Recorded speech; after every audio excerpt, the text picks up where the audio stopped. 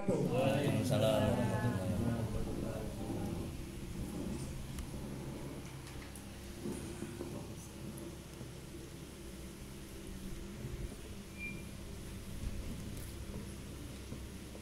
Bismillahirrahmanirrahim. Assalamualaikum warahmatullahi wabarakatuh. Alhamdulillahirabbil alamin wa bihi nasta'in ala umuri dunya waddin. Asyhadu an la ilaha illallah wahdahu la syarikalah wa asyhadu anna Muhammadan abduhu wa rasuluh. Allahumma shalli wa sallim wa barik ala sayyidina Muhammad abdika wa rasulika nabiyil ummi wa ala alihi washabihi ajma'in. Rabbi ishrah li sadri wa yassir li amri wabdata min lisani yafqahu qawli. Rabbana zidna ilma warzuqna fahma waj'alna minasy shalihin. Ya Allah, ya Rabb, yang Maha Pengasih lagi Maha Penyayang, ampuni ya Allah dosa kedua orang tua kami. Ampuni ya Allah dosa kami ya Rabb. Ampuni ya Allah dosa kaum muslimin dan muslimat ya Rabb.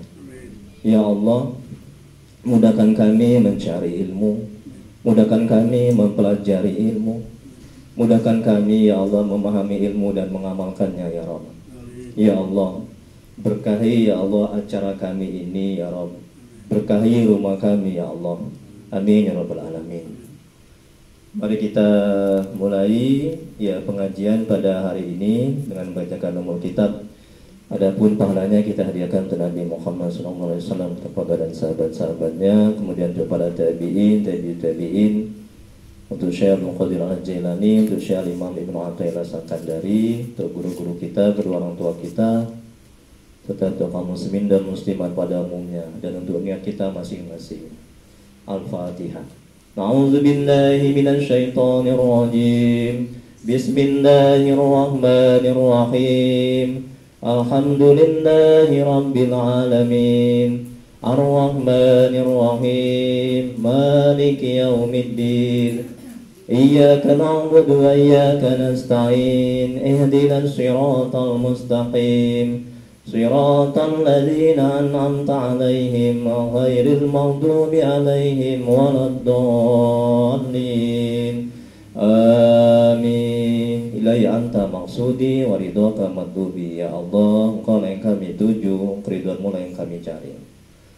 Bapak, Ibu, Sohibul Bait dengan mati oleh Allah Subhanahu wa taala. Baik, majelis taklim manajemen hati. Nah, jadi saya ada membuka kajian manajemen hati di rumah. Itu setiap hari Minggu, hari Ahad, ba'da maghrib. Kalau Bapak Ibu ada punya luang waktu bisa datang ya sampai menjelang Isya. Itu kitab Ahli Hikam. Ini yang sekarang kita kaji ini ya. Kemudian juga Ustadz Triwidya Sandika SSM Hum, dosen tetap UIM, dosen terbaik 2009. Jadi kalau kita terampil menata hati kita akan menjadi yang terbaik. Ya, manajemen hati, manajemen kolbu. Jadi keselamatan seseorang itu bergantung sejauh mana dia terampil pintar menata hatinya. Karena hati ini kan kata Nabi, ini ibaratkan dia raja, ya kan? Nah, sedangkan yang lainnya itu anggota. Jadi kalau hati baik, kata Nabi, baiklah seluruh anggota badan. Kalau dia rusak, tidak baik, maka tidak baiklah seluruh anggota badan. Kalau dia hati. Tes 1 2. Tes 1 2. Baik, kemudian Santri Alamin Madura mengajar Al-Quran, Tasawuf, Tauhid, Fikih, Ruqyah, Muhasabah dan Bahasa Inggris. Saya juga ada dakwah di media sosial, Facebook ya, Instagram dan juga YouTube. Kalau di masjid itu di setiap minggu pertama di Masjid Istiqomah, Jalan Kapten Sumarsono. Kalau di Sabtu kedua itu di Masjid Al-Fajar Jalan Karya. Itu kajian manajemen hati juga, manajemen kolbu. Nah kalau di sini ada juga di komplek ini, komplek Bumi Asri, itu setiap hari Jumat. Ya, jadi ada juga kajian manajemen hati, manajemen kolbu. Ini Pak Haji Iwa ini, nah ini juga murid saya, jemaah saya, ya di Masjid Muhajirin. Iya silakan Bu. Ya. Nah, alhamdulillah rajin Pak Haji Iwa ini mengikuti kajian manajemen kolbu. Ya setiap hari Jumat. Jadi kalau Bapak Ibu ada waktu silakan datang. Ya. Nah, jadi habis mengaji kajian Ahli Hikam ini Ini kitab Ahli Kam, karangan Syekh Al-Imam Ibnu Athaillah Sakandari, ya, semoga Allah merahmati dan meridhoinya. Kitab Ahli Kam ini kitab yang paling bagus dan paling baik dan paling terkenal di seluruh dunia. Ini kitab paling bagus tentang manajemen hati, manajemen kolbu, ya. Nah, itu. Dan sudah banyak diterjemahkan di banyak bahasa. Dan juga dipakai di sebagian negara, terutama negara-negara Asia Timur Tengah, ya. Ini tentang hati, manajemen hati, ya, kitab Ahli Kam, ya. Kemudian berikutnya ini telepon saya, ini WhatsApp. Saya juga ada dakwah juga di grup, bisa nanti gabung nanti grup manajemen hati, ya. Kemudian ini alamat saya tinggal di samping rumah sakit Hermina. Iya, dekat tetangga, kami tetangga sama Pak Jiwa. Nggak jauh kan dari sini. Iya. Di situ ada Jalan Ampera 2, ya. Masuk aja sedikit. Nah, situ. Ya? Bukan, Bu. Ampera Blubur ada juga. Ini Ampera Jalan Asrama. Ada Ampera 1, Ampera 2. Kalau yang di Blubur tuh lain lagi. Memang Jalan Ampera itu. Nah, ya. Ada lagi, Bu, yang ditanya tentang identitas saya? Ya, saya alhamdulillah sudah menikah. Ya, istri baru 1, ya. Oh, paten kah atau Pak Jiwa? Ya. Jadi kalau saya ngisi taujiah di perwiritan, ya, di masjid-masjid, ya, itu memang saya selingi dengan canda-canda kadang, ya, supaya jangan bosan, ya, jangan monoton, ya. Yang dulu usahanya juga masih muda, ya, Bu, ya.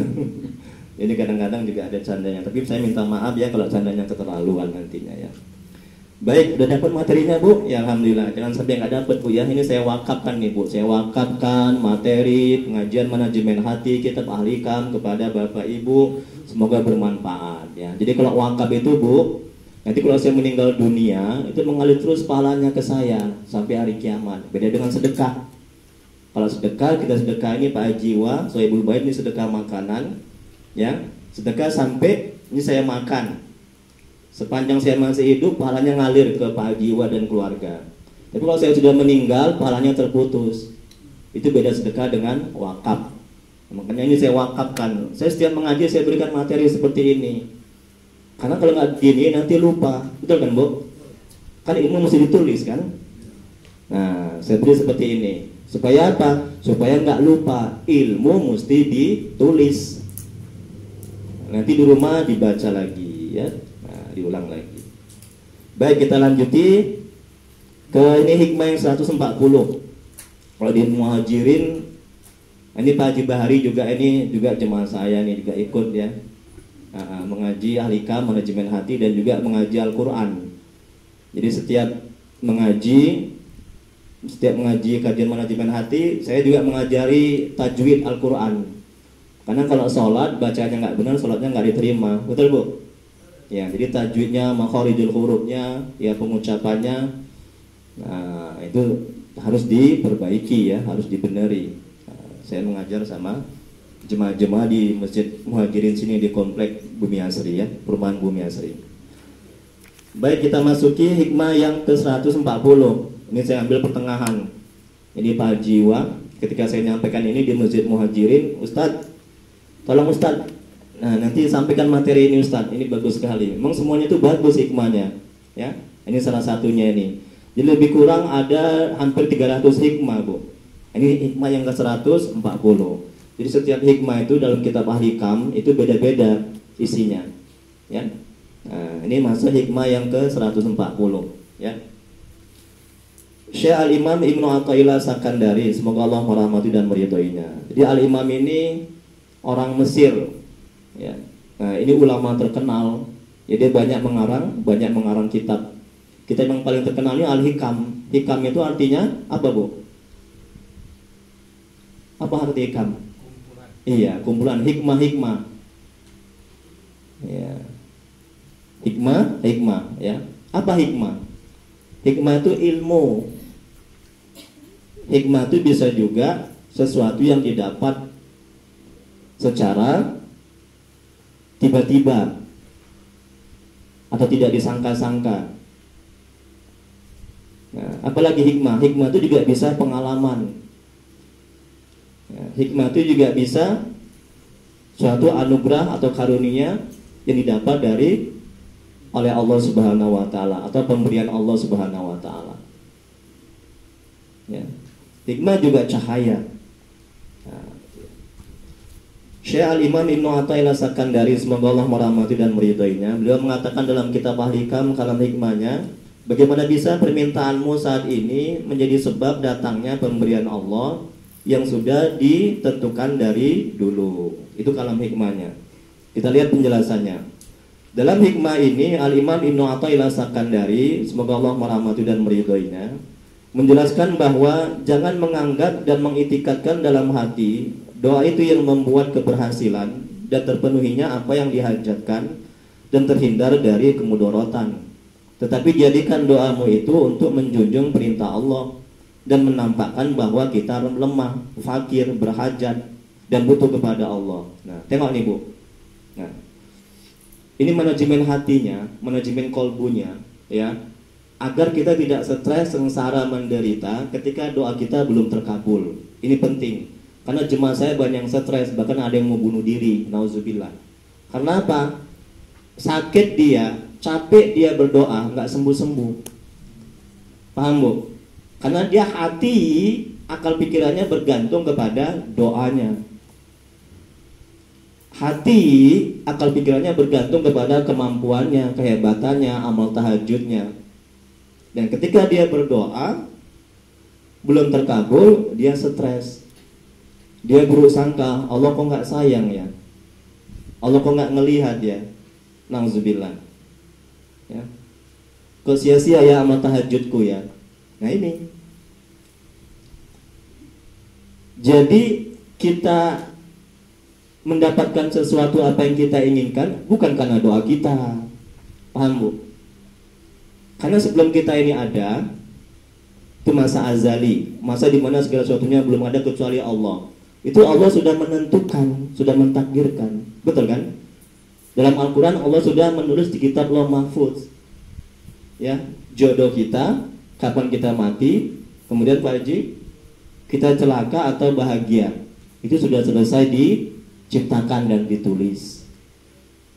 Dan apa yang kita inginkan hari ini terkabul, itu bukan karena doa kita, tapi karena rahmat Allah, karena karunia Allah, karena pemberian Allah. Kalau karena doa kita, berarti Tuhan bisa diatur-atur. Maha suci Tuhan dari bisa diatur-atur. Sedangkan kita belum berdoa, itu sudah ditentukan, ya, di kitab Lauh Mahfuz. Sudah tertulis, sudah selesai diciptakan. Jadi kita berdoa ini Bu, coba lihat tadi Bu, itu semata-mata menjunjung perintah Allah dan menampakkan bahwa kita ini lemah, fakir, berhajat dan butuh kepada Allah. Jadi harus begitu tujuan kita berdoa.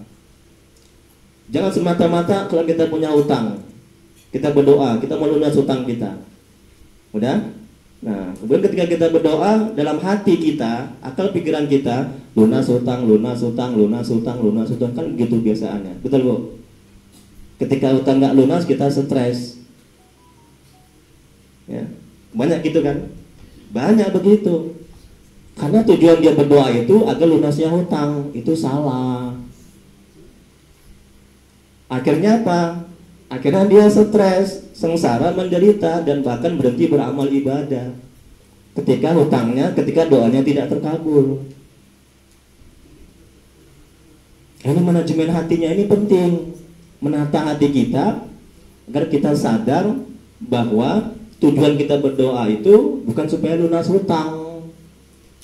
Tujuan kita berdoa itu bukan supaya untuk mendapat rezeki. Tujuan kita berdoa itu bukan supaya kita itu sukses. Tapi tujuan kita berdoa itu, kata Imam Ibnu Athaillah, adalah apa tadi Bu? Untuk menjunjung perintah Allah. Karena berdoa itu kan perintah Allah. Apa kata Allah dalam Al-Quran? Ud'uni astajib lakum. Betul. Mintalah maka akan aku kabulkan. Itu kan perintah Allah. Setiap kita minta pasti dikabulkan. Nggak pernah nggak dikabulkan. Kalau nggak dikabulkan berarti Allah ingkar janji. Maha suci dari Allah ingkar janji. Betul. Kalau nggak di dunia, maka akan di akhirat dikabulkan. Betul? Coba sadarkan dalam hati seperti itu. Kita nggak stres, menderita. Ini penting mengolah hati kita, Bu.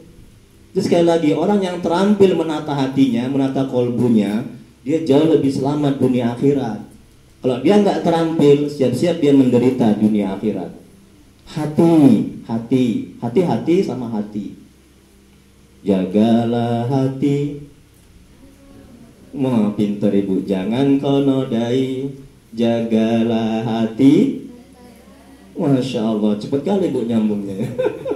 Lentera hidup ini. Siapa itu Bu? Sekarang Aatri Bu, bukan Aagim. Aatri. Ini kan Tri ini kan, Triwidya Sandika. Gimana Ibu ini? Aagim kan di Bandung, saya kan di Medan. Aatri. Bercanda ya Bu ya. Oke, lanjut ya Bu. Sampai sini udah paham? Dah. Nah. Baik, kita lanjuti. Pemberian yang Allah berikan kepada hambanya sudah Allah tengok nih Bu, tengok Bu. Pemberian yang Allah berikan kepada hambanya sudah Allah tentukan atau takdir pada masa dahulu sebelum adanya alam semesta ini. Tengok kan? Doa yang menyusul di alam dunia sekarang ini tidaklah patut doa sekarang ini menjadi sebab terkabulnya apa yang kita hajatkan. Padahal terdahulu sudah ditentukan akan terkabul. Sebelum kita ini ada, alam ini ada, itu sudah Allah kabulkan duluan doa apa yang kita inginkan sekarang. Jadi bagaimana bisa permintaan kita sekarang ini menjadi penyebab terkabulnya apa yang kita hajatkan. Jadi terkabulnya doa kita bukan karena doa kita. Oh hebat doa Bapak itu, manjur kali ya. Bukan karena doanya. Karena apa Bu? Karena rahmat Allah, karena karunia Allah. Bapak itu belum berdoa, Allah sudah kabulkan di masa azali, masa di mana segala sesuatunya belum ada kecuali Allah. Ini tolong dipahami di hati, agar hati kita tenang, tidak stres, tidak menderita ketika doa kita belum terkabul. Bukan tidak terkabul ya. Kalau tidak terkabul nggak ada harapan, betul. Tapi belum. Setiap kita inginkan, kita berdoa pasti dikabulkan oleh Allah. Kadang kita minta A, Allah kasih kasih B, betul kan? Kita minta rezeki, ya Allah beri aku rezeki ya Allah. Nah, tapi Allah belum ngasih rezeki, Allah memberikan kesehatan. Karena Allah tahu kalau kita diberikan rezeki, kita akan jauh dari Allah. Makanya Allah berikan kesehatan. Karena Allah bilang dalam Al-Quran, boleh jadi engkau membenci sesuatu, apa Bu? Padahal itu amat baik. Ya kan? Boleh jadi engkau menyukai sesuatu padahal itu amat buruk. Allah mengetahui, kita nggak mengetahui, tapi kadang kita sok tahu. Kita beranggapan apa yang kita inginkan itu yang terbaik, betul? Ya kan? Nah, kaki kita sakit, asam urat selama seminggu, sebulan. Ya Allah, tolong ya Allah, aku udah susah ibadah. Allah belum kasih. Itu yang terbaik untuk kita. Karena kalau kita dikasih sembuh, kita akan liar, lasa, nggak pernah betah di rumah. Ada jemaah kami itu yang pakai kursi. Ya, jemaah kami di sini, masjid ini, dia pakai kursi. Ya, sebutkan namanya. Ya, teman Pak Haji Wa juga, teman Pak Haji Wahari ya, jemaah saya. Jadi saya bilang, Pak Haji, ini yang terbaik dikasih Allah. Pak Haji duduk di kursi. Nah, Pak Haji ada yang nyeletuk, yang lain derajatnya lebih tinggi dia karena tinggi kedudukannya. Pak Haji Baharim. Jadi ini yang terbaik untuk Pak Haji dari Allah. Pak Haji nggak boleh berusangka. Jangan bilang kok lama kali ya duduk di kursi aja. Jangan bilang begitu. Nanti kalau Pak Haji dikasih sembuh atau sehat, Pak Haji akan liar nanti ke Amerika, ke mana segala. Dia pernah kerja di Amerika Bu. Lama dia kerja di sana. Ya. Nah, jadi Allah tuh Maha tahu. Ya. Jangan buruk sangka, jangan sok tahu. Berikutnya Bu, yang mana Bu? Bila engkau, ya. Nah, bila engkau sudah tahu ketentuan takdir, qada dan qadar, sudah terdahulu sebelum kita dan alam diciptakan. Tengok kan? Itu rezeki sudah selesai diciptakan, umur kita, ajal kita dan lain-lain. Maka apa yang kau tuntut dan minta dari Allah, bila engkau minta dan menuntut juga dari Allah, bagaimana permintaanmu itu menjadi sebab terkabulnya sekarang pada pemberian Allah yang terdahulu. Maka sudah jelas bahwa Allah menyuruh kita berdoa untuk menampakkan kehambaan. Tengok Bu, Allah menyuruh kita berdoa untuk menampakkan kehambaan. Sadar kita ini hamba, Allah itu Tuhan kita yang patut kita sembah. Apalagi Bu, menampakkan kelemahan. Kita nggak bisa lepas dari Allah. Setiap detik kita bergantung bersandar kepada Allah. Apalagi Bu, ketidakmampuan dan mendirikan hak-hak ketuhanan. Dan juga agar kita sadar Allah Maha Kaya, Maha Kuat, Maha Esa. Itu rahasianya. Makanya kurang baik kalau orang itu nggak berdoa, ya Bu. Habis sholat langsung lihat pergi, langsung dia pulang. Bukanlah haram, tidak haram, cuman kurang baik. Ya, jadi minta kepada Allah habis sholat. Itu menampakkan kita ini hamba, kita ini lemah, ya, kita ini berhajat, bergantung kepada Allah. Nah, ini firman Allah Quran Al-Ghafir ayat 60. Apa kata Allah? Berdoalah kepadaku, niscaya akan aku perkenankan bagimu. Ini kan janji Allah, ya kan? Setiap yang kita minta pasti dikabulkan. Kemudian berikutnya, seorang ulama berkata, agar musibah terasa ringan bagimu, jika engkau tertimpa musibah, pandanglah jauh-jauh ke belakang, sampai alam ini belum ada, yang ada hanya Allah. Sebelum alam ini diciptakan, Allah sudah membuat qada, ketentuan, takdir, apa yang akan terjadi padamu dan pada alam ini. Tengok nih Bu, Bu, ini manajemen hatinya Bu. Agar kita bisa bersabar. Ketika anak kita belum taat, suami kita belum taat, istri kita belum taat. Coba sadarkan dalam hati, ketika alam ini belum ada, kita belum ada, itu Allah sudah mentakdirkan, sudah menentukan bahwa istri kita, anak kita, suami kita belum taat. Sudah selesai diciptakan, selesai ditentukan oleh Allah. Setan menjauh, nafsu jinak terkekang, sehingga kita akan bisa bersabar. Kalau nggak kita tata hati kita seperti itu setan mendekat, nafsu mendekat, mereka akan membisikkan, ya, membisikkan keburukan, sehingga kita nggak bisa bersabar. Dan kita maki-maki anak, maki-maki suami, berantem akhirnya bercerai. Ustaz, suami saya Ustaz lincah lagi katanya. Tengok itu, ya, lincah lagi Bu, liar suaminya. Nih, kalau dia nggak belajar manajemen hati, dia akan stres, menderita dia. Dia nggak sadar bahwa sebelum alam ini diciptakan, sebelum manusia ini ada, Allah sudah menentukan suaminya tidak taat. Betul Pak Haji? Tenang hati itu. Setelah begitu apakah pasrah? Oh tidak boleh pasrah, tidak boleh berserah. Allah menyuruh kita ikhtiar, betul kan? Usaha, ya kan? Itu perintah Allah. Dan ingat, ikhtiar kita itu, usaha kita itu tidak memberikan bekas. Paham maksudnya? Bukan usaha kita itu yang menentukan berhasil atau tidak, tapi Allah yang menentukan. Tugas kita adalah usaha atau ikhtiar. Macam mana ikhtiarnya Pak Haji? Macam mana usahanya? Kalau suami nggak taat, nasihati. Pak, Bapak kan sudah mau bawa tanah. Oh jangan gitulah ya, nanti marah dia. Pak, Bapak kan sudah berumur, sholatlah Pak. Malu sama anak-anak, itu ikhtiarnya. Kalau nggak kedengar juga, panggil seorang ustadz untuk menasihati. Jadi harus ada usaha-usaha. Jadi kita berusaha itu bukan untuk menghasilkan apa yang kita inginkan, karena hasil itu adalah wilayah Allah. Tugas kita hanya usaha. Betul? Jadi hati kita tenang. Hati kita tenang ketika apa yang kita usahakan belum terkabul, belum terwujud. Jadi jangan bergantung bersandar kepada usaha, tapi bergantung bersandar kepada Allah, kepada karunia-Nya, kepada rahmat-Nya. Begitu manajemen hatinya. Baik, kita lanjuti. Sampai mana Bu? Oleh karena itu orang-orang arif, orang yang mengenal Allah, mereka terus berdoa kepada Allah, baik dikabulkan maupun tidak. Karena tujuan mereka berdoa bukan untuk mendapatkan sesuatu dari Allah. Tengok nih Bu, tujuan mereka berdoa bukan untuk mendapatkan sesuatu dari Allah. Tujuan mereka berdoa bukan untuk menghasilkan apa yang mereka inginkan. Ini tolong dipahami, kalau nggak kita jangan stres, sengsara, menderita, ya. Kemudian, tetapi untuk menjunjung perintah Allah, itu kan ada tujuan berdoa, Bu. Kalau ada pulpen bisa digarisbawahi. Tujuan berdoa untuk menjunjung perintah Allah, karena doa itu perintah Allah. Udhuni astajib lakum. Yang kedua, menampakkan rasa butuh. Yang ketiga, ketidakberdayaan, kehinaan, dan mengagungkan dan memuliakan Allah. Dan motivasi mereka berdoa adalah ibadah. Doa kan ibadah, iya kan? Nah, ini tolong dipahami, Bu. Ini manajemen hatinya.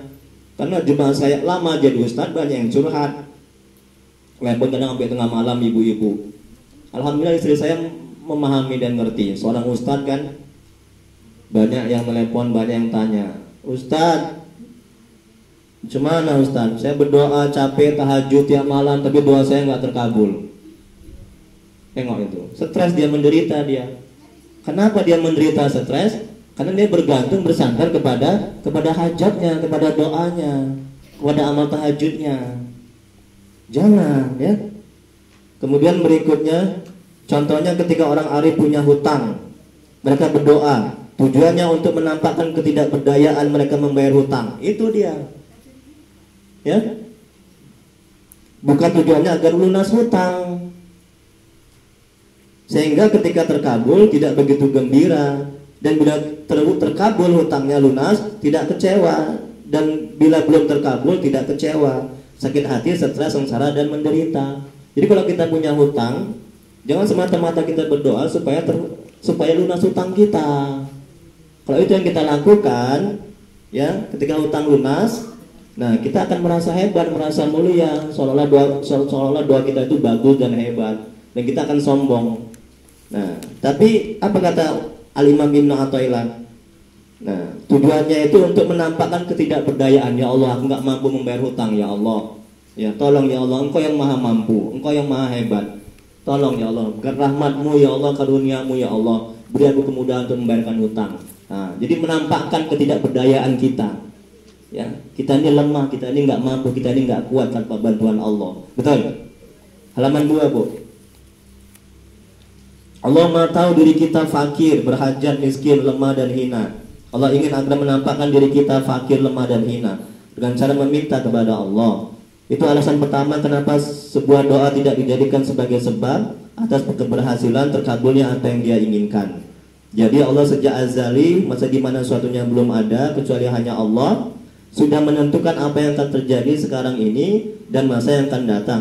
Rezeki, azal, jodoh juga sudah ditentukan sebelumnya. Tengok kan, rezeki, ajal, jodoh sudah selesai diciptakan dan ditentukan. Dan apa yang akan terjadi di dunia ini semuanya sudah selesai. Ya, ini tolong dipahami, disadari dalam hati agar kita nggak sakit hati dan nggak kecewa ketika apa yang kita inginkan tidak terwujud atau belum terwujud. Kemudian berikutnya Rasulullah SAW bersabda, Allah telah mencatat takdir setiap makhluk sebelum 50.000 tahun sebelum penciptaan langit dan bumi. Hadis riwayat Muslim. Semoga Allah merahmati dan meridhoinya. Dari Abu Abdurrahman Abdullah bin Mas'ud, semoga Allah merahmati dan meridhoinya. Beliau berkata, Rasulullah SAW bersabda, menyampaikan kepada kami dan beliau adalah orang yang benar dan dibenarkan. Sungguhnya setiap kali yang dikumpulkan penciptaannya di perut ibunya sebagai setetes mani atau nutfah selama 40 hari. Kemudian berubah menjadi setetes darah atau alaqah selama 40 hari. Kemudian menjadi segumpal daging atau mudghah selama 40 hari. Kemudian diutus kepadanya seorang malaikat. Lalu ditiupkan padanya ruh dan diperintahkan untuk ditetapkan 4 perkara, yaitu rezekinya, ajalnya, amalnya, dan kecelakaan atau kebahagiaannya. Demi Allah, yang tidak ada sesembahan yang berhak disembah selain Allah. Semuanya di antara kalian ada yang melakukan perbuatan ahli surga, sehingga jarak antara dirinya dan surga tertinggal sehasta. Akan tetapi telah ditetapkan baginya ketentuan, dia melakukan perbuatan ahli neraka, maka masuklah dia ke neraka, ke dalam neraka. Semuanya di antara kalian ada yang melakukan perbuatan ahli neraka, sehingga jarak antara dirinya dan neraka tinggal sehasta. Akan tetapi telah ditetapkan baginya ketentuan, dia melakukan perbuatan ahli surga, maka masuklah dalam surga. Hadis riwayat Bukhari Muslim. Semoga Allah merahmati dan meridhai mereka. Tengok kan? Jadi kita ini juga sudah ditentukan masuk neraka atau masuk surga, sudah selesai. Ya. Kita ini celaka atau bahagia sudah ditentukan oleh Allah. Dan jangan diingat-ingat takdir. Jangan stres mikirin takdir, aku neraka atau surga ya, jangan. Yang penting kita beramal ibadah aja, betul? Insya Allah kalau kita beramal ibadah, surga tempat kita, betul? Dan kalau kita nggak beramal ibadah, neraka tempat kita. Jangan kita ngurusi takdir, qada dan qadar. Jangan kita mikirin takdir, qada dan qadar, jangan. Cukup kita imani. Yang perlu kita lakukan dan usahakan adalah bagaimana agar kita bisa masuk surga. Dengan apa, Bu? Dengan beramal ibadah. Sudah tentukan semuanya. Dan firman Allah Quran surat Al-Qamar ayat 49. Apa kata Allah? Sungguh kami menciptakan segala sesuatu menurut ukurannya. Profesor Dr. Wahbah Juwaili, semoga Allah merahmati dan meridhoinya, dalam tafsirnya Al-Munir menjelaskan ayat di atas bahwa sungguhnya segala sesuatu dan setiap perbuatan di alam ini atau dalam kehidupan ini tanpa terkecuali apakah baik ataupun tidak ataupun buruk, semuanya makhluk ciptaan Allah yang ditakdirkan sesuai dengan hikmah dan sesuai dengan apa yang tertakdirkan dan tercatat dalam kitab Lauh Mahfuz, diketahui oleh Allah dan tertetapkan dalam ilmu Allah yang azali sebelum semuanya itu ada atau terjadi. Dia mengetahui keadaan dan waktunya. Qadar maksudnya di sini adalah takdir. Di antara padanya ayat ini adalah firman Allah Quran soal Furqan ayat 2. Apa kata Allah? Dan Allah menciptakan segala sesuatu lalu menetapkan ukuran-ukurannya dengan tepat. Sudah selesai ditentukan, sudah selesai diciptakan, ya. Kapan kita meninggal, ya, kapan kita dibangkitkan, semua sudah selesai. Terakhir, Bu, halaman 3. Dan firman Allah yang lain, Quran surah Ar-Ra'd ayat 8. Dan segala sesuatu pada sisi Allah dan ukurannya. Dan firman Allah yang lain, Quran surah Al-Araf ayat 34. Tiap-tiap umat punya batas waktu. Maka apabila telah datang waktunya, mereka tidak dapat mengundurkannya barang sesaat pun. Dan firman Allah yang lain, Quran surah Al-Fatir ayat 11. Dan sekali-sekali tidak dipanjangkan umur seorang yang berumur panjang, dan tidak pula dikurangi umurnya, melainkan sudah ditetapkan dalam kitab Lauh Mahfuz. Dan firman Allah yang lain, Quran surah Al-Imran ayat 145. Suatu yang bernyawa tidak akan mati melainkan dengan izin Allah, sebagaimana ketetapan yang telah ditentukan waktunya. Dan Imam Ahmad dan Muslim meriwayatkan dari Abdullah bin Umar, semoga Allah merahmati dan meridhai mereka, berkata, Rasulullah SAW bersabda, tiap-tiap sesuatu adalah dengan qadar atau ketentuan Allah, hingga kelemahan dan ketangkasan juga takdir Allah. Anak pintar, takdir Allah. Anak bodoh, takdir Allah. Semuanya ketetapan Allah, ketentuan Allah. Ini manajemen hatinya agar kita tidak stres, sengsara, menderita jikalau anak kita bodoh. Katakan dalam hati, itu merupakan takdir Allah, ketentuan Allah. Itu setan menjauh, nafsu jinak dan terkekang, sehingga kita bisa bersabar. Tapi harus ingat, tidak boleh kita pasrah. Allah menyuruh kita ikhtiar, usaha. Bagaimana supaya anak itu pintar? Ya kita sekolahkan, kita leskan. Ya bukan berarti udah takdir Allah kok, ya kan? Ya udahlah, mau apa lagi ya? Itu tidak boleh seperti itu. Kemudian yang terakhir, coba lihat, Bu. Dalam sebuah hadis sahih yang diriwayatkan oleh Imam Ahmad dan Imam Muslim, semoga Allah merahmati dan meridhai mereka, dan Abu Hurairah, semoga Allah merahmati dan meridhai mereka, disebutkan, mintalah pertolongan kepada Allah dan janganlah kamu bersikap lemah. Jika ada sesuatu yang menimpa kamu, janganlah kamu berkata, seandainya aku melakukan begini, tentulah begini dan begini. Tapi ucapkanlah, itu sudah menjadi qadar Allah, takdir Allah, dan apa yang dikehendakinya maka dia melakukannya. Karena kata-kata seandainya membuka perbuatan setan. Kenapa mama pecahkan piringnya? Marah suami, karena suami nggak ngerti ilmu manajemen hati. Di mana mata mama ini ya? Di mana matanya? Kenapa dipecahkan piringnya? Marah. Ya. Kalau dia belajar manajemen hati, ya, maka dia paham dan sadar bahwa piring itu pecah, itu sudah merupakan ketentuan Allah, takdir Allah. Tenang hati itu. Setan menjauh, nafsu jinak tertekan. Musuh kita ini dua, setan dan hawa nafsu. Ya, katakan dalam hati, oh sudah merupakan takdir Allah. Ya.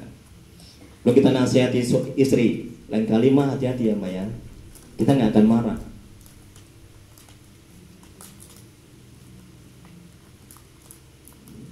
Paham Bu? Kemudian berikutnya yang terakhir Imam Ahmad, Imam Tirmidzi dan Imam Hakim meriwayatkan dari Abdullah bin Abbas, semoga Allah merahmati dan mereka. Rasulullah SAW bersabda kepadanya, ketahuilah bahwa seandainya satu umat bersatu untuk memberimu suatu kemanfaatan, maka sekali-sekali mereka tidak akan bisa memberikan suatu kemanfaatan bagimu, kepadamu, melainkan apa yang sudah ditulis dan digariskan oleh Allah untukmu. Dan seandainya mereka bersatu untuk menimpakan suatu kemudaratan terhadapmu, maka mereka sekali-sekali tidak akan bisa menimpakan suatu kemudaratan terhadapmu, melainkan apa yang sudah Allah tuliskan dan gariskan atas dirimu. Pena telah diangkat dan lembaran-lembaran kertas telah kering. Maksudnya ini adalah kinayah atau kiasan tentang bahwa semuanya telah selesai dituliskan dan digariskan oleh Allah. Jadi kalam hikmahnya Bu yang 140 ini Syekh Imam Ibnu Athaillah rasakan dari, semoga Allah merahmati dan meridhoinya, mengatakan bagaimana bisa permintaanmu saat ini menjadi sebab datangnya pemberian Allah yang sudah ditentukan dari dulu. Jadi Bu, ketika kita meminta, berdoa, jangan itikadkan dalam hati terkabulnya doa kita itu karena doa kita, jangan. Ya, jangan. Kalau itu yang kita lakukan, kita akan cenderung sombong, merasa hebat, merasa mulia, oh manjurlah, oh karena ketaatan kita, waduh, kita akan meremehkan orang, kita akan memandang sebelah mata orang, ya, dan kita akan bergantung bersandar kepada doa kita dan kepada amal-amal kita. Wah, jadi syirik jadinya, betul kan? Nah, tapi jadikan doa kita itu ketika kita meminta itu untuk apa Bu? Kata Imam tadi, yang pertama kita berdoa itu menjunjung perintah Allah, karena Allah menyuruh ud'uni astajib lakum. Yang kedua, ketika kita berdoa menampakkan bahwa kita lemah, kita nggak kuat, ya, tanpa bantuan Allah. Yang ketiga, menampakkan fakir kita ini berhajat, ya. Kemudian berikutnya kita ini butuh kepada Allah. Dalam hikmah yang lain, Syekh Imam Ibnu Athaillah Sakandari mengatakan, jangan jadikan doamu itu sebagai tujuan terkabulnya apa yang kau inginkan. Kalau itu yang kau lakukan, ketika doamu belum terkabul, engkau akan stres, sengsara, menderita. Tengok itu Bu. Ini kata Al-Imam dalam hikmah yang lain. Tapi jadikanlah doamu itu untuk menampakkan kefakiran, rasa butuh. Jadikanlah doamu itu sebagai apa? Sebagai untuk menjunjung perintah Allah. Karena doa itu perintah Allah. Apalagi jadikanlah doamu itu untuk menampakkan, Pak Jiwan, mengagungkan, memuliakan Allah Subhanahu wa taala. Coba tengok Bu, kalau kita doa, kenapa ya Allah? Hamba-Mu banyak dosa. Nah, coba. Kan nampak kita ini lemah, ya. Nampak kita ini kan berhajat. Tapi kalau kita habis sholat langsung pulang, kan kesannya kan sombong, kayak kita nggak butuh kepada Allah. Betul kan Bu? Padahal Bu, kalau kita berdoa, kalaupun nggak terkabul, kan dapat pahala. Betul. Dalam hikmah yang lain, Al-Imam mengatakan sambil kita menunggu terkabulnya doa, kita mendapat pahala. Wallahu a'lam. Hanya Allah yang maha mengetahui. Jam 11:35. Silakan, mungkin ada yang bertanyakan, berdiskusikan.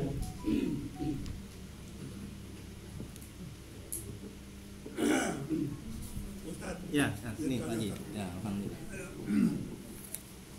Jadi kalau setelah kami mendengar ceramah dari Ustaz ini, ada pemikiran sepertinya kita jadi apa namanya? Apatis. Ya kan? Karena kita itu waktu belum lahir, Mahfud sudah ditentukan. Iya betul. Iya betul. Kaya atau miskin, neraka atau surga ya. Iya. Jadi rasanya kita itu terus ada apatis gitu. Iya. Bagaimana memang akhirnya kalau kita yang berkata Ustaz, kewajiban kita hanya berdoa, tapi semuanya kita serahkan pada Allah. Iya betul. Mungkin itu jalan hati apa untuk mengapakan hati kita ya. Iya. Karena ini memang pada umumnya demikian, kita berdoa dengan suatu tujuan. Iya. Umpamanya supaya lancar rezeki. Betul. Semuanya lancar. Betul. Tapi kan sepertinya ini sudah ditentukan. Betul. Jadi sepertinya ada suatu pemikiran sepertinya kerjaan kita jadi sia-sia gitu kan. Iya. Ya, kan? Kalau udah memang gitu kenapa kita sibuk-sibuk berdoa? Oh iya, pintar. Gitu, kan? Pintar, iya. Jadi mohon lagi lah Pak Ustaz bisa mengenang gitu kan. Terima Iya. kasih. Iya, iya. Iya. Ya, Masya Allah, tabarakallah. Kalau Bu, ya Pak Haji bilang, kalau sudah ditentukan semuanya, jodoh kita, ya kan? Kemudian kita celaka atau bahagia, betul? Kita surga atau neraka, betul?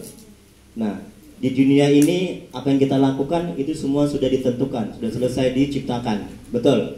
Nah, kalau begitu, untuk apa lagi kita, apa Pak Haji? Berdoa. Udah lah, masa berdoa lah.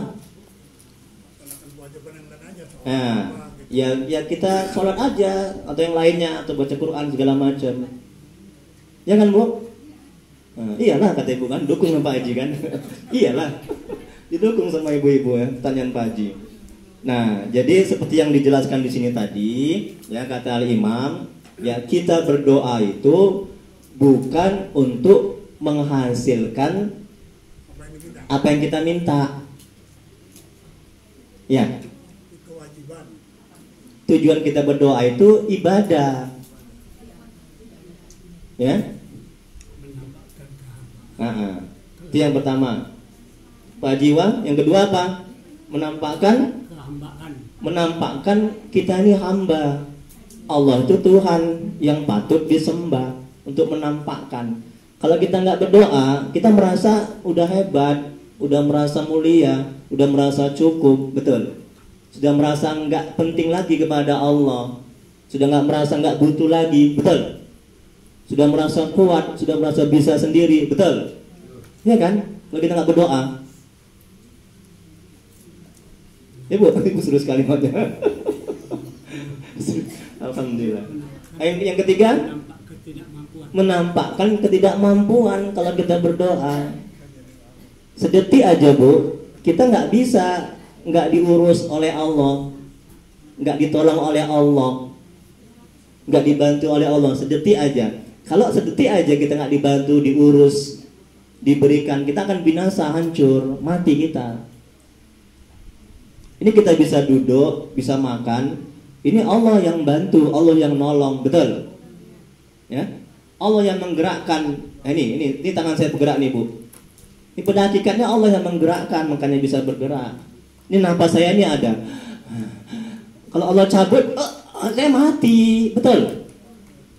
Jadi setiap detik kita berhajat. Berhajat itu apa bahasa lain? Perlu, gitu. Apalagi Pak Jiwa.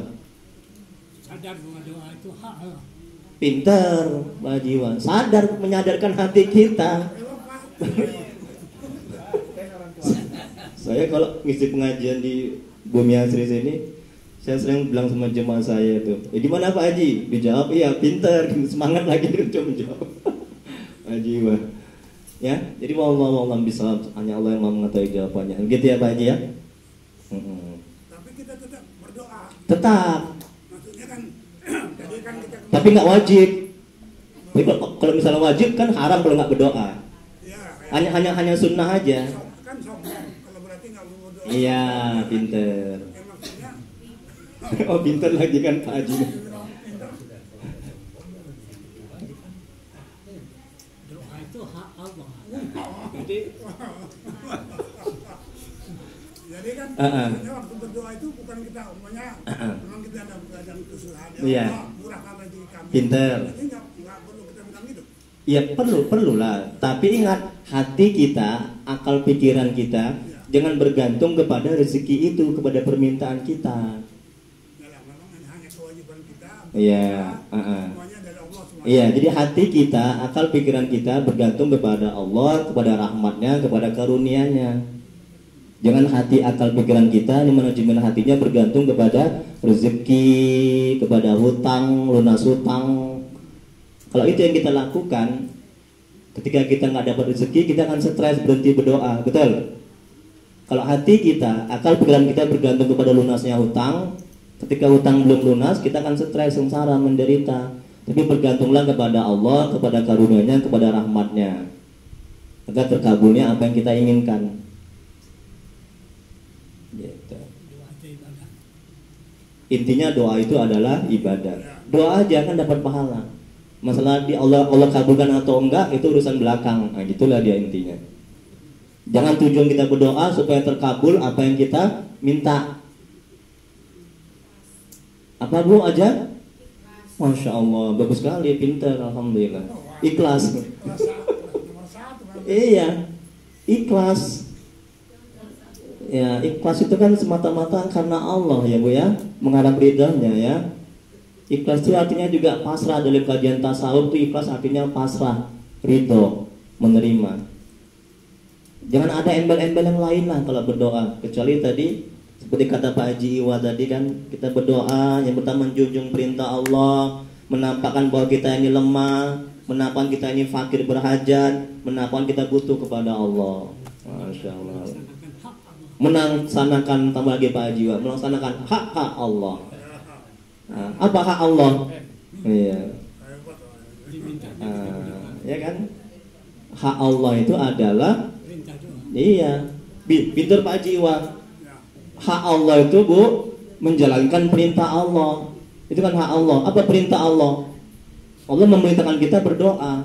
Ud'uni astajib lakum. Betul? Itu kan perintah Allah. Oke. Ada lagi yang lain? Iya, silakan Pak. Ini Pak Haji. Nah, ini penting nih doa ini ya, karena banyak setelah jemaah saya ini kadang-kadang nggak dikabulkan doanya. Jadi Ustaz, ya. Saya mau tanya dulu nih, Ya. hubungan kaitan antara manajemen hati Masya ya, Allah. dengan tasawuf ya. Allah Akbar. Karena begini.